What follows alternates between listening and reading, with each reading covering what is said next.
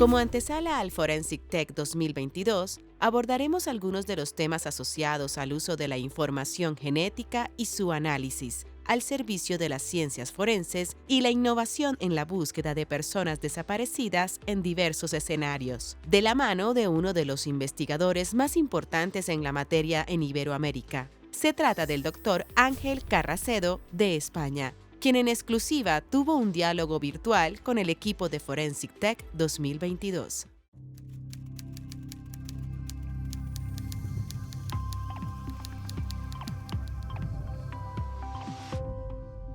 Vamos a centrarnos entonces en tu experiencia, en esa experiencia que tú has tenido en investigación y en análisis de información genética.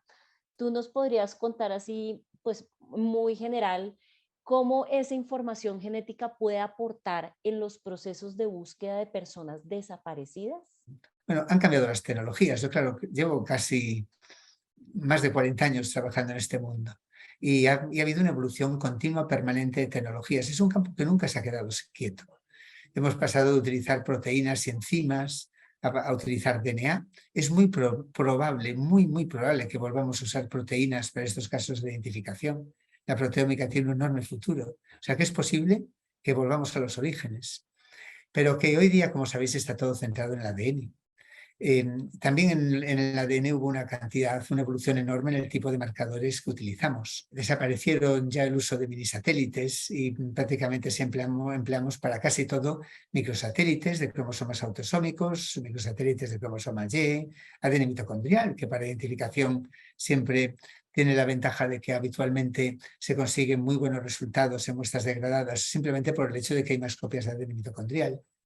Los SNPs supusieron una revolución muy grande, variantes muy pequeñitas, precisamente porque para estudiar muestras degradadas que en los contextos de identificación suelen ser habituales, eh, lo pequeño es bello. Cuanto más pequeño, más resiste a la degradación.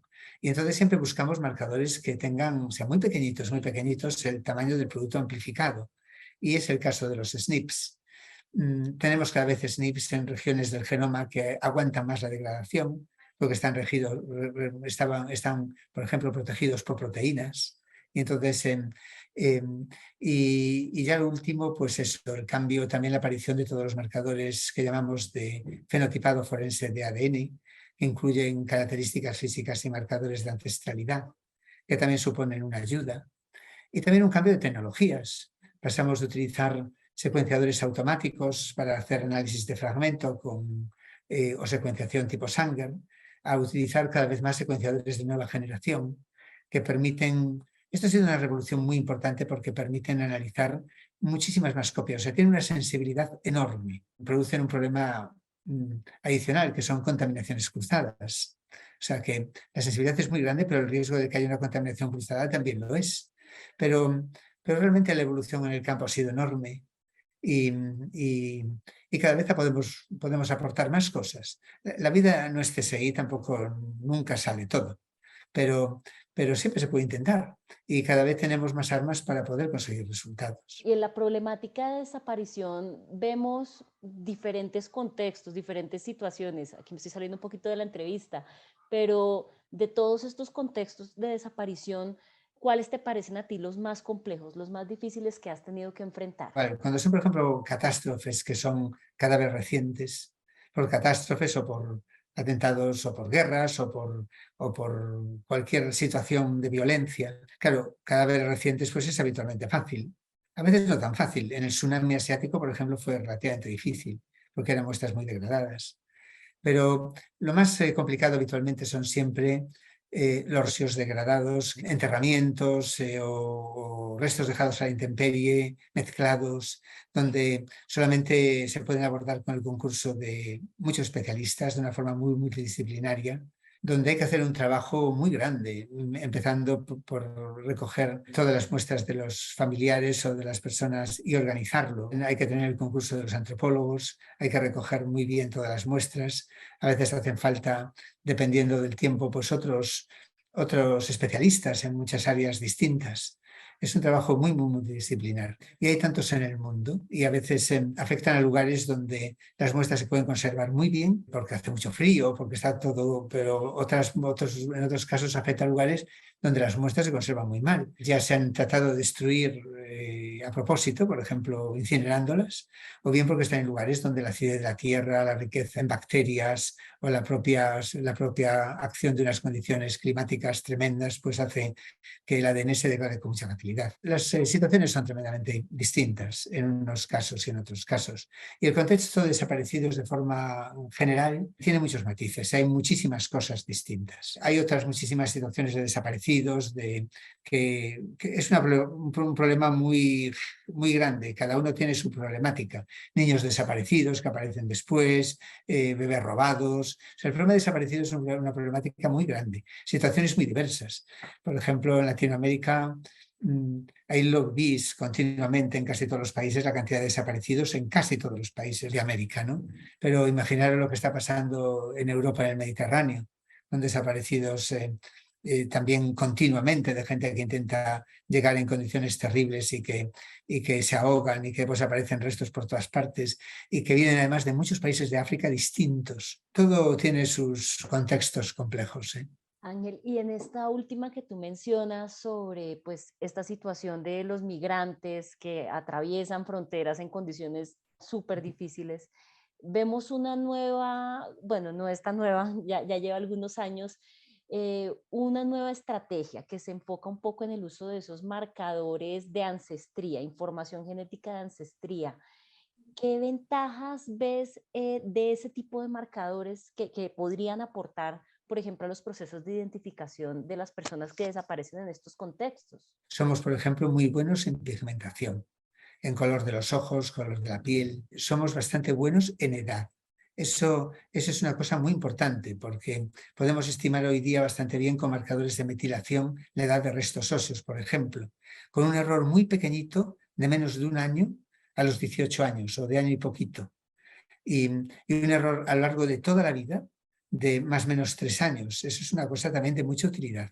También, por supuesto, los marcadores de ancestría. Por ejemplo, para nosotros contaba lo del Mediterráneo. Podemos decir, son norteafricanos, son subsaharianos, son de Oriente Medio, es europeo lo que ha aparecido. O sea, ahí, como hay tanta diferencia, los marcadores de ancestralidad aportan mucho. En el contexto de todos los migrantes en Latinoamérica, también pueden aportar, pues son datos de utilidad. Podemos decir, bueno, estos son... no tenemos todavía estudiado todo tan en detalle como para poder precisar más, hace falta más investigación. Ahorita que me mencionas el contexto latinoamericano, ¿qué retos particulares has visto en términos de identificación en el contexto latinoamericano? ¿Qué retos tenemos frente a nosotros? Tenemos retos en todas partes, en retos y también tenéis oportunidades y también tenéis, o sea, tenéis, hay retos en todas partes, ahí los tenéis, ahora los mencionaré. Tenéis también oportunidades y también tenéis algunas condiciones de ventaja que te podéis utilizar para ayudar. ¿Yo qué retos veo? Ahora tenéis el problema también de los migrantes, añadido al problema de los desaparecidos. Hace falta que trabajéis mucho más unidos.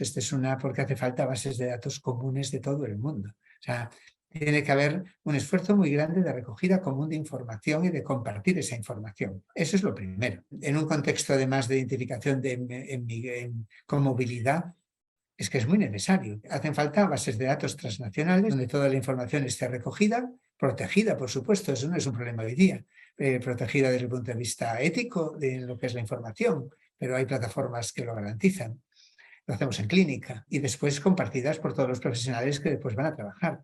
Esto es el primer punto y el primer súper reto. Nosotros es el problema que tenemos, por ejemplo, aquí en Europa con los migrantes de África. Si no tenemos información de nada de dónde vienen, ni quién lo reclama, ni nada, ¿qué diantres vamos a mirar? Podemos decir, sí, es subsahariano. ¿Y qué? ¿De dónde? ¿Quién lo reclama? ¿Dónde están los familiares desaparecidos? ¿Hay una base de datos de familiares desaparecidos? ¿Están recogidos los ADNs y los perfiles de todos esos familiares desaparecidos? No, en nuestro caso no. Y están por eso miles y miles de restos sin identificar, porque no está organizado lo primero que hay que organizar. Este es el primer súper reto que tenéis que hacer. Y eso exige muchísimo esfuerzo, muchísima organización, también muchísima generosidad y lo hacéis en vuestras organizaciones. El trabajo que se hace en este campo de medicina legal humanitaria es un trabajo ligado a la generosidad, en entender que este es un problema común de todos y que hay que trabajar de forma colaborativa y en un contexto abierto. No es lógico que cada país, ni siquiera, ya no digo 17 laboratorios en un país, tengan laboratorios ultra sofisticados con tecnologías avanzadas para poder identificar, ni expertos que sean capaces de hacer todo. Esto también implica, otra vez, generosidad, inteligencia y organización. Ahí tenéis muy buenos profesionales y, por ejemplo, ya tenéis en el Instituto de Medicina Legal y Ciencias Forenses secuenciadores de nueva generación. Aprovechar los recursos ya que tenéis. Un reto tremendo, tremendo e importante es el reto estadístico. Yo creo que la parte... Necesitáis, por supuesto, antropólogos y médicos y patólogos, pero hace falta integrar la información. Los tenéis buenos, pero tienen que trabajar de forma colaborativa y tienen que saber cómo integrar toda esa información para poder determinar si ese individuo es el desaparecido. Esto es complejo. Yo creo que en Colombia no lo sabéis, pero creo que en otras áreas también. Pero en genética forense tenéis laboratorios que están entre los mejores del mundo. Tenéis entre la calidad media de los laboratorios de genética forense colombianos es superior a la norteamericana, a la media norteamericana, muy superior a la de Chile, Argentina. Tenéis una oportunidad muy grande para poder quitarle partido a lo que estáis haciendo. Es un contexto donde el mundo simplemente es organizarlo, pero hace falta mucha organización, mucha, y mucha generosidad, como os digo, y también formación, porque hay campos muy novedosos donde hay que hacer también más investigación, porque donde se hace más investigación se puede predecir mejor. Por ejemplo, las características físicas las predecimos muy bien para europeos, pero las predecimos muy mal ahí, porque no ha habido tanta investigación como en el contexto europeo. Pensando en esta problemática, pues no es la única problemática que tenemos, tal como tú lo mencionas. En términos de desaparición, tenemos muchos frentes de trabajo, muchas complejidades por delante. Pero en este momento que estamos como tratando de enfocar la mira en el contexto transnacional, en estas dificultades que tenemos en las fronteras, ¿qué tipo de discusiones deberían adelantarse? ¿A quiénes deberíamos sentar en la mesa? ¿Quiénes deberían estar allí hablando y qué deberían estar discutiendo para que realmente se dé ese tipo de avance colaborativo que se requiere? Yo creo que es más fácil poner de acuerdo a los expertos que poner de acuerdo a otras entidades más gubernativas o ligadas a la fiscalía o a la justicia. Y yo creo que aquí todos tienen que trabajar de la mano y trabajar en un contexto transnacional. Aprender un poquito de que yo creo que de los científicos, que yo creo que hemos demostrado siempre que la ciencia no tiene fronteras. No lo sé. Me ofrezco un día ir ahí y hablar con quien me digáis para tratar de organizarlo. Sí que tienen que ser esfuerzos también a nivel supranacional. Yo creo que los gobiernos tienen que implicarse en una situación, en la situación, y decir, si tenemos las herramientas, si tenemos los expertos, pues vamos a ver qué podemos hacer desde el punto de vista político, gubernativo y de autoridades fiscales y judiciales para poder darles facilidades para que todo esto se arregle y no cada uno empezar a competir o empezar a decir esto es mío, y no es de los demás, porque es un problema de todos. Aquí la idea es un poco conocer tu opinión sobre este tipo de espacios como el Forensic Tech. ¿Por qué consideras tú que este tipo de espacios de diálogos entre forenses y para todo el mundo también son importantes y si deberíamos seguir continuando aquí con esta locura? Yo os animo a que la continuéis. Me parece un espacio muy importante, precisamente porque lo hacéis, como decía, con altruismo, porque identificasteis un problema y le dedicáis la vida, y lo hacéis de forma muy interdisciplinaria. Os vi una presentación que me encantó de estadística aplicada a justicia, hace relativamente poco, y la verdad que me parece que tenéis que organizar estos eventos. Se trata de poner a la gente, no solo de concienciar a la población, que eso es importante, sino también de poner a todos los actores en un foro común para decir, bueno, vamos a ver cómo podemos abordar esto desde varias perspectivas. Y vamos a aprender unos de otros. Y vamos a tener un foro donde podamos hablar y organizarnos. ¿Qué más bonito puedo haber que eso? Yo os felicito de verdad, de verdad. Os animo mucho a que lo sigáis trabajando y haciendo. Y yo cuando pueda ir será un placer, de verdad. Forensic Tech 2022. Volvimos con más ciencia.